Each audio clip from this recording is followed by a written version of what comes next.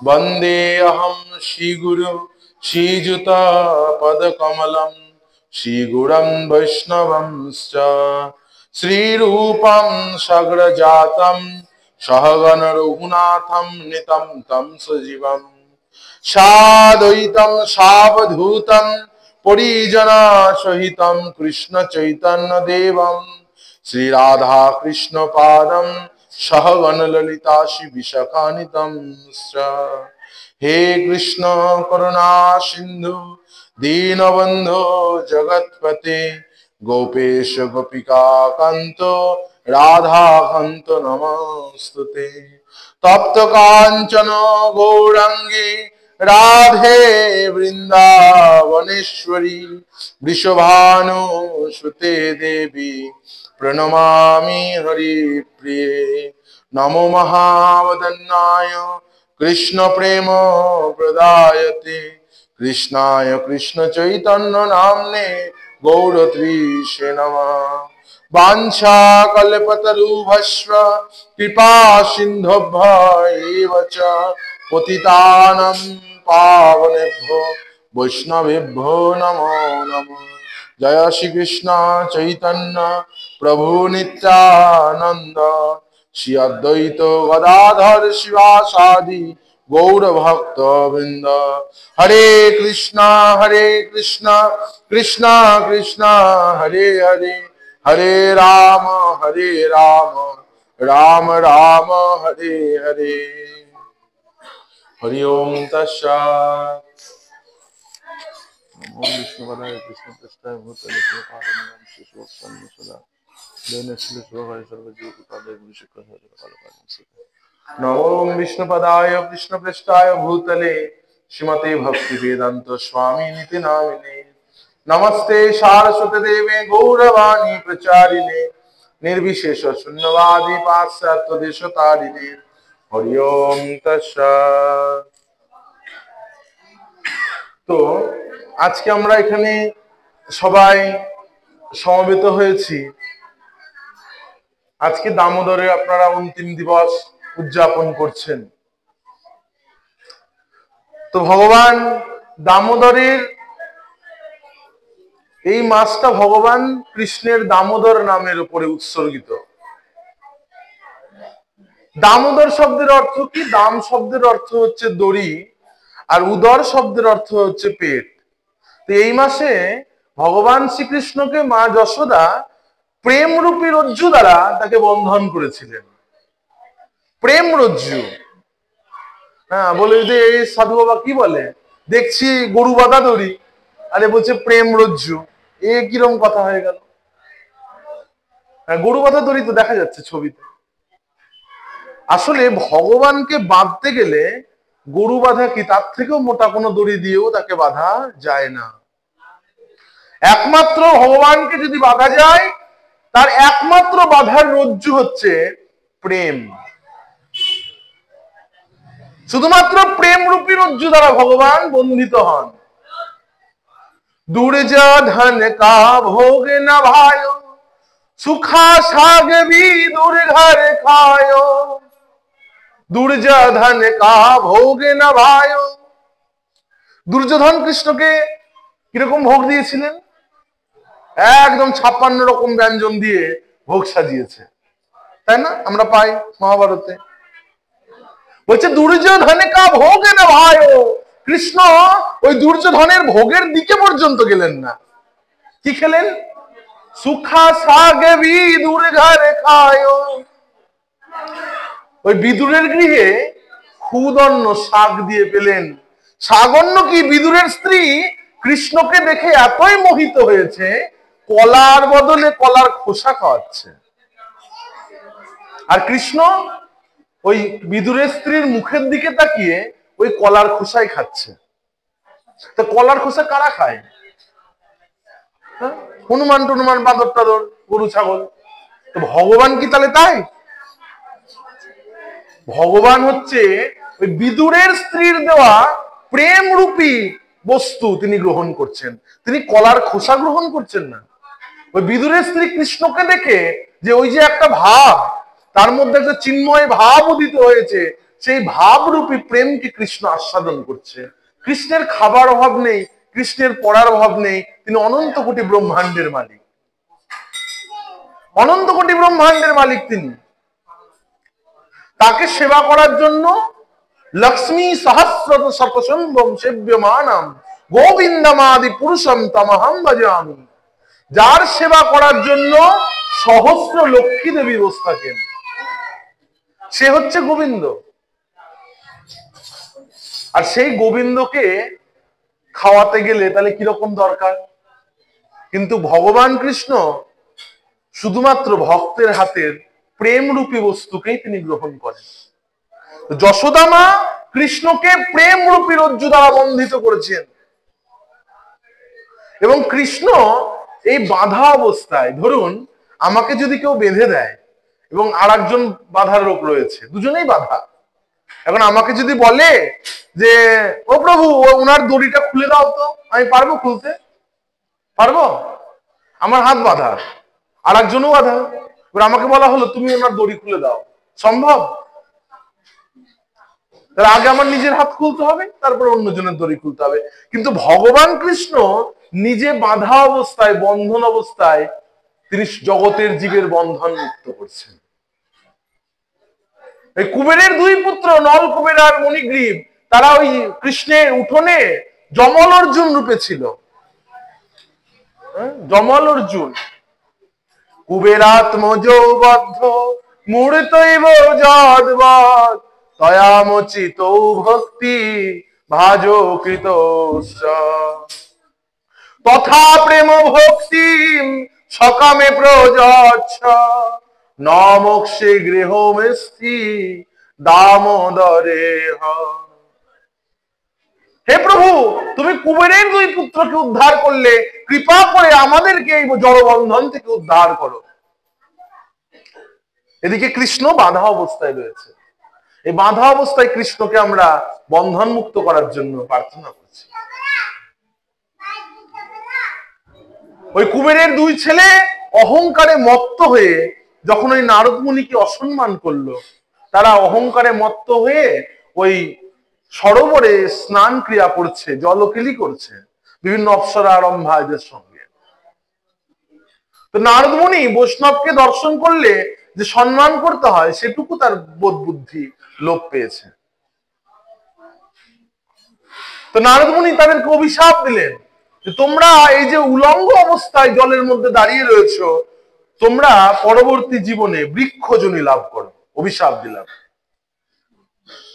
তো যখন অভিশাপ প্রাপ্ত হয়েছে, তখন ওই কুবেরের দুই পুত্র ভগবানের কাছে, এই নারদ মুনির কাছে প্রার্থনা করছে, হে নারদ মুনি, আমরা বড় ভুল করে ফেলেছি, আপনি তো বৈষ্ণব, বৈষ্ণব সবাই সবসময় মঙ্গল চিন্তা করে, আপনি কৃপা করে আমাদেরকে উদ্ধার করুন, আমাদের এত বড় অভিশাপ দেবেন না।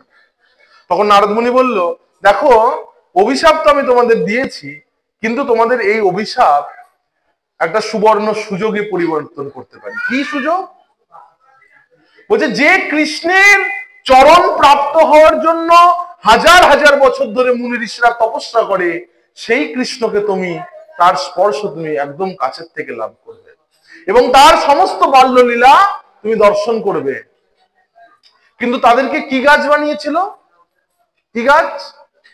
অর্জুন গাছ। অন্য গাছ নয় কেন? আম জাম গাছে তো করতে পারতো, কি গাছ করলো? অর্জুন গাছ। কিসের জন্য? তারা উলঙ্গ অবস্থায় জলে দাঁড়িয়েছিল।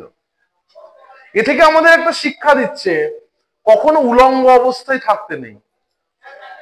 অর্জুন গাছ হওয়ার কারণ যে গাছের মধ্যে তুমি অর্জুন হবে, আর যখনই তোমার গায়ে ওই ছাল তৈরি হবে, আবার কোনো ব্যক্তি টেনে ছিঁড়ে নেবে। উলঙ্গ থাকার শখ, থাকো বেশি করে উলঙ্গ। কৃষ্ণ ভজনে ভগবান কৃষ্ণ ভক্তদের কিভাবে উদ্ধার করেন, কত লীলার দ্বারা উদ্ধার করেন, একমাত্র তার ভক্ত জানে আর ভগবান জানে। তো ভগবান কৃষ্ণ এই দামোদর লীলার মাধ্যমে একাধিক কার্য সাধন করেছিলেন। একাধিক কার্য। কি কার্য? ভগবান শ্রীকৃষ্ণ প্রথম কার্য ছিল, ওই যখন আগের জন্মে, অর্থাৎ তিনি যখন ত্রেতা যুগে কৃষ্ণ কি রূপে ছিলেন? রামচন্দ্র রূপে। কেহ বলে পুরবেতে রাবণ বধিলা, গোলকের বৈভব লীলা প্রকাশ করিলা। তুমি পূর্বে রামচন্দ্র রূপে ছিলে, আর সেই রামচন্দ্র রূপে তুমি কি বলেছিলে? যখন সীতা উদ্ধার হয়েছিল তখন তুমি সমস্ত বানর সেনাদের কথা দিয়েছিলে। কি কথা? হে বানর সেনা, আমি তো তোমাদেরকে কোনো ভোজন করাতে পারলাম না, বরং তোমাদের হাত থেকে ভোজন আমি গ্রহণ করতাম। তো তুমি চিন্তা করো না, আমি লীলা পুরুষোত্তম রূপে যখন অবতীর্ণ হব কৃষ্ণচন্দ্র রূপে, তখন আমি তোমাদের সবাইকে আমার মায়ের হাতের তৈরি মাখন সবাইকে খাওয়াবো। সবাইকে আমি তৃপ্ত করব আমার মায়ের হাতের তৈরি মাখন খাইয়ে। তো সেই বানরগুলো এই বৃন্দাবন লীলাতেও আবির্ভূত হয়েছে। বৃন্দাবনে তো প্রচুর বানর। কে কে গেছেন বৃন্দাবন? ব্রজে কে কে গেছেন? আপনারা যাননি, আপনারা যাবেন। আর বৃন্দাবন তো এখানেই, যেখানটাই মদভক্ত যত্র গায়ন্তী তত্র তিষ্ঠামি নারদ। আমার ভক্ত যেখানে হরি কথা বলে সেই স্থান বৃন্দাবন থেকে ভিন্ন নয়। যেখানে হরি কথা হয়, যেখানে হরিনাম সংকীর্তন হয়, সেটাই তো বৃন্দাবন। কিন্তু দুঃখের বিষয়, আজকাল কি হয়, কোন জায়গায় কীর্তন বা হরিকথার আসর বসলে ওই 7 দিন পরে দেখা যায় কীর্তন শেষ হয়ে যায়, দেখা যায় বাদামের খোসা আর পাপড়ের টুকরো পড়ে রয়েছে। দেখা যায় না? বাদামের খোসা আর পাপড়ের টুকরো। আর এদিকে বলার সময় কি বলে? এই তো মধুর বৃন্দাবন, যেটা হয় হরিনাম সংকীর্তন, এই তো মধুর বৃন্দাবন। আরে মধুর বৃন্দাবনে কি তুই পাপড় আর বাদাম খেতে গেছিস? তো বৃন্দাবনের ভাব নিতে হবে, খালি বললে হবে না যে যেখানে হরিনাম সংকীর্তন সেই স্থান বৃন্দাবন। বৃন্দাবনের ভাব নিতে হবে।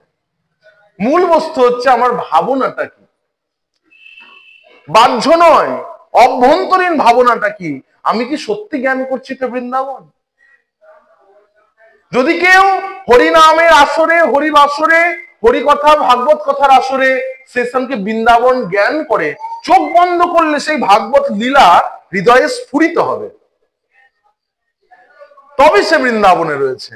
আর দেখা গেল ভাগবতের আসরে বসে রয়েছে, এদিকে মন রয়েছে আমার ঘরের দিকে, পরের দিকে, এই দিকে, ওই দিকে, তাহলে সেটা বৃন্দাবনে থাকলেও সেটা বৃন্দাবনের ফল হবে না।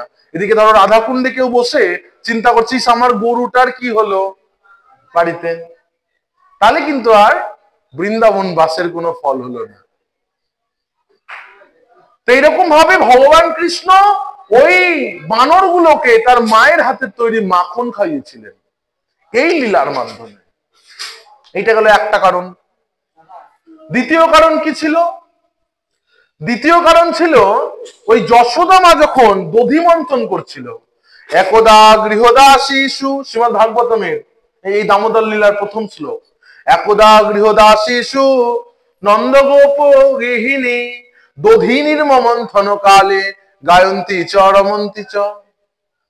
একদা গৃহদাসীষু যশোদানন্দ গৃহিণী দধিনীর মন্থন কালে গায়ন্তী চ রমন্তী চ। আগেরটা যশোদা বলতে ভুল হয়ে গেছিল। তো একবার কি হয়েছে, ওই যশোদা মা তিনি দধির, খুব সংক্ষেপে বলছি, দধিনীর মন্থন কালে গায়ন্তী চ রমন্তী চ, তিনি ওই কৃষ্ণের গুণগাথা গাইছেন। আর তাতে তালকে দিচ্ছে, ওই ঘোল মাখন তৈরি করা হচ্ছে, তো একটা মথনিদণ্ড থাকে, টানলে পরে কেমন আওয়াজ হয়? ঘলাত ঘলাত ঘলাত ঘলাত করে আওয়াজ হচ্ছে। ওই আওয়াজ যেন মৃদঙ্গের মতন আওয়াজ হচ্ছে। যশোদা মায়ের হাতে অনেক কঙ্কন চুরি পড়ে রয়েছে, চুরিগুলো চুনচুন চুনচুন করছে, যেন মনে হচ্ছে করতাল বাজছে। আর যশোদা মায়ের মাথায় খোপাতে খুব সুন্দর করে ফুলের মালা দেওয়া ছিল, তো সেই ফুলগুলো, আর চরণে যশোদা মায়ের নুপুর, যশোদা মা পা দুলাচ্ছে আর দধি মন্থন করছে, আর চরণের নুপুরটাও ছুনছুন ছুনছুন করে বাজছে। ওই নুপুর আনন্দে নৃত্য করছে, যাহা অহ ভাগ্য, আমি কি ভাগ্য করেছিলাম যে এত বড় ভক্ত কৃষ্ণের মা, তার চরণে আমি স্থান পেলাম। আর এই কথা শুনে ওই যশোদা মায়ের মাথার উপরে যে ফুলগুলো ছিল সে চিন্তা করছে, সত্যি আমি দুর্ভাগা, দুর্ভাগা না হলে যশোদা মায়ের মাথায় উঠে। ভগবত ভক্তের চরণে হচ্ছে প্রেম, ভগবত ভক্তের চরণ বন্দনা করা উচিত, কিন্তু এ তো আমাকে মাথায় রেখেছে, আমি কি যশোদা মায়ের চরণ পাবো না? ওই ফুল চিন্তা করছে। আর আমরা ভগবানকে জানি, ভগবান হচ্ছে ভাবগ্রাহী জনার্দন, তাই না? ভগবান মানুষের হৃদয়ের ভাবনা বুঝতে পারে। মুখে বলতে হবে না ভগবানকে যে আমার এইটা করতে হবে, এইটা চাই, ওইটা চাই। মনের ভাবনাকে কৃষ্ণ বুঝতে পারেন, তাই তো তিনি ভাবগ্রাহী জনার্দন। ওই যশোদা মায়ের চুলের খোপার উপরের ওই ফুলগুলো কি মনে ভাবনা সেটা কৃষ্ণ বুঝতে পারছেন। কৃষ্ণ মনে মনে বললেন, তোমার মনের ইচ্ছা আমি আজকে পূর্ণ করব। আর কি ইচ্ছা ছিল? আর ওই কুবেরের দুই ছেলে যে বহুদিন ধরে খালি প্রার্থনা করছে, যুগ যুগ ধরে, হে কৃষ্ণ কবে তুমি আমাকে এই বৃক্ষ জন্ম থেকে উদ্ধার দেবে, সেই অপেক্ষা করছে। তো ভগবান এদেরকে কৃপা করার জন্য তিনি আজকে এই লীলাটা করলেন। তার সঙ্গে তিনি ওই দধি ভাণ্ডর তলাদেশটা ফাটিয়ে দিয়েছিল, আপনারা জানেন। যখন ওই দই মন্থন করছিল, আমরা এর আগে এই লীলাটা বর্ণনা করেছি, সেখানটায় কৃষ্ণকে যখন কোল থেকে নামিয়ে দেয় যশোদা মা, তখন কৃষ্ণ খুব দুঃখ পায় যে আমাকে নামিয়ে দিল মা, আমার ভোগ হচ্ছে, এই সময় আমাকে নামিয়ে দিল, আমি এই হাঁড়িটাকে আগে ফাটাবো বলে ওই হাঁড়ি ফাটিয়ে দেয়। হাঁড়ি ফাটিয়ে দেয় তার আর একটা কারণ ছিল, তিনি ধরিত্রী মাতাকেও ওই মাখন দিয়ে অভিষিক্ত করতে চেয়েছিলেন, যে হে মা আমি তোমাকেও আজকে খাওয়াবো, সবাইকেই খাওয়াবো। তাহলে দেখুন ভগবান এই দামোদর লীলায় তিনি কত জীবকে উদ্ধার করলেন, কতগুলো কারণের জন্য তিনি আজকে কোমরে বন্ধিত হয়েছেন। তো আমাদেরও ভগবানের কাছে এইভাবেই প্রার্থনা করা উচিত। আমরা সেই কোন জন্মে কোন কালে ভগবত ধাম থেকে বিচ্যুত হয়ে এই জড়জগতে এসে পড়েছি, আর এখান থেকে বেরিয়ে যাওয়ার রাস্তা পাচ্ছি না, শুধু জন্ম মৃত্যু জরা ব্যাধি, জন্ম মৃত্যু জরা ব্যাধি চক্রেই আবর্তন করে মরছি। আমাদের কি এখান থেকে উদ্ধার হবে না? এই সংসার কি খুব সুখের জায়গা মা? খুব সুখ সংসারে? কি সব সুখ পাচ্ছেন না দুঃখ পাচ্ছেন? আগে তাই বলেন তো, সুখ পান না দুঃখ পান? কখনো সুখ কখনো দুঃখ, তো কোনটা বেশি, সুখ না দুঃখটা? বলেন কোনটা বেশি পান? সুখটা বেশি পান না দুঃখটা বেশি পান? হিসাব করে দেখেন দুঃখটাই যেন বেশি, সমান সমান নয়। তাহলে আবার দেখুন, আপনি তো সুখের জন্য চিন্তা করছেন, সুখের জন্যই তো সবকিছু করেন নাকি? দুঃখের জন্য কি কিছু করেন? দুঃখের জন্য কিছু না করেও দুঃখ আসে, আর সুখের জন্য এত কিছু করার পরেও সুখ আসে না। হ্যাঁ, হিসাব করে দেখতে গেলে দেখা যাচ্ছে সুখের জন্য এত কিছু করে সুখ দুঃখ প্রায় সমান সমানই হয়ে যাচ্ছে। আবার কোনো কোনো ক্ষেত্রে দেখা যাচ্ছে সুখের থেকে দুঃখই যেন বেশি। তাহলে আমরা দুঃখ চাই না, কিন্তু দুঃখকে পাচ্ছি কিসের জন্য? কারণ এই জড় জগৎ হচ্ছে দুঃখালয়ম, দুঃখালয়ম অশাশ্বতম। এটা আমার কথা নয়, ভগবান কৃষ্ণ বলছেন। ভগবান কৃষ্ণ নিজে বলছেন এটা দুঃখের জায়গা, এখানটায় দুঃখ পেতে হবে জীবকে। তো এই জায়গা থেকে কি আমরা উদ্ধার পেতে চাই? আমরা সেই ভগবানের চরণ লাভ করতে চাই, যেখানে গেলে পরে রোগ শোক তাপ কিছু নেই। সেখানে যেতে গেলে কি করতে হবে? সেখানে যেতে গেলে ভগবানের ভজনা করে ভগবত ধাম প্রাপ্ত হতে হবে। তো আমরাও এই বন্ধন অবস্থায় রয়েছি, আমরা ভগবানের কাছে প্রার্থনা করি, হে কৃষ্ণ আর তুমি আমাকে কৃপা করে এই বন্ধন থেকে মুক্ত করো, আমি যেন তোমার সেই নিত্য ধামে বাস করে তোমার সেবা করতে পারি। কিন্তু আমরা যদি এই জড়জগতে থাকার বাসনা করি, তাহলে শুধুমাত্র এই জড়জগতের দুঃখ কষ্টই আমাদেরকে ভোগ করতে হবে। তো ভগবান শ্রীকৃষ্ণ এইভাবে সমস্ত জীবদেরকে উদ্ধার করেছিলেন এই দামোদর লীলার মাধ্যমে। আর যেহেতু ভগবান কৃষ্ণ এই মাসে এই লীলা করেছিলেন, তাই ভগবানের নাম পড়ে দামোদর। যেহেতু দাম মানে দড়ি দিয়ে তার পেটকে বাঁধা হয়েছিল, আর এই মাসে হয়েছিল বলে এই লীলা হলো, এই মাসের নাম দেওয়া হলো দামোদর মাস। এই দামোদর মাসে যে নিয়ম সেবা ব্রত করবে তার মানে তার যে ফল তা 80 গুণ বৃদ্ধি প্রাপ্ত হবে, 80 গুণ বাড়বে। কেউ 1 মালা জপ করলে তার 80 মালা জপের সমান হবে। ছেলের নাম নিয়ম সেবা। অধিক সংখ্যায় জপ করে, প্রাতে মঙ্গল আরতি করে, নগর পরিক্রমা করে, ভগবানকে দীপ দান করে, বিভিন্ন নিয়মের মাধ্যমে ভক্তরা জীবনযাপন করে থাকে। তো এই ব্রত দুভাবে শুরু হয়। এক হয় একাদশী থেকে একাদশী, পাষাণকুশা একাদশী থেকে উত্থান একাদশী অবধি। আর একটা ভাবে হয় পূর্ণিমা থেকে পূর্ণিমা। শারদ পূর্ণিমা মানে দুর্গাপুজোর পরে যে পূর্ণিমা পড়ে, মানে লক্ষ্মী পুজোর পূর্ণিমা, সেই দিন থেকে এই শেষ মানে রাস পূর্ণিমা অবধি। এই দুটো নিয়মে সাধারণত এই দামোদর ব্রত পালন হয়ে থাকে। তো শেষ যে পূর্ণিমা তার নাম আমরা কি বলি? রাস পূর্ণিমা। এই যে পূর্ণিমায় গেল পরশুদিন, কি পূর্ণিমা ছিল? রাস পূর্ণিমা। হ্যাঁ, রাস সব জায়গাতেই হয়। বৃন্দাবনে রাস হয়, শান্তিপুরে রাস হয়, নবদ্বীপে রাস হয়, সব স্থানে রাস হয়। হ্যাঁ, রাস তো আদতে রাস শব্দটার অনেক অর্থ রয়েছে বিশ্লেষণ করলে। রাস মানে ওই 4-5 মিলে গোপীদেরকে নিয়ে কৃষ্ণ নেচে বেরিয়েছে, আমরা ভাবি তাই, আসলে তা নয়। রাসের অনেক গুহ্য তত্ত্ব রয়েছে। আমরা রাস মানে আমরা ভাবি যে রাস এই রাস ওই, কিন্তু রাসের পেছনে অনেক কারণ রয়েছে। এই রাসলীলা ভগবান করেছিলেন, ওই গোপিকারা 1 বছর আগে এই অগ্রহায়ণ মাসে 1 মাস ধরে কাত্যায়নী ব্রত করেছিল এবং দেবীর কাছে প্রার্থনা করেছিল যে নন্দের ছেলেকে আমরা প্রতিরূপে পেতে চাই। তাই ভগবান তাদেরকে কৃপা করার জন্য এসেছিলেন এই রাসে। শ্রীমদ্ ভাগবতমে বলছে, ভগবান পিতারাত্রি শারদ পুল্ল মল্লিকা বিশ্বদন্তম মনশ্চক্রে যোগ মায়াপু আশ্রিতা। ভাগবতমের শ্লোক বলছে ভগবান ও পিতা রাত্রি, সেই রাত্রিকে ভগবান দর্শন করলেন। শারদ ফুল্ল মল্লিকা, শারদকালের সেই পূর্ণচন্দ্র পূর্ণ রাত, যেখানটায় বনে সমস্ত ফুল ফলে শোভিত ছিল। বিশ্বদন্তম মনশ্চক্রে, তিনি যোগমায়াকে দ্বারা রাসচক্র নির্মাণ করলেন। হ্যাঁ, এবং গোপিকাদের মনোবাঞ্ছা পূর্ণ করার অভিলাষী হলেন। বিশ্বদন্তম মনশ্চক্রে যোগ মায়া পুয়াশ্রিতা। তো ভগবান এইভাবে ভক্তদের মনোবাঞ্ছা পূর্ণ করার জন্য এই রাসে তিনি অবস্থান করেছিলেন।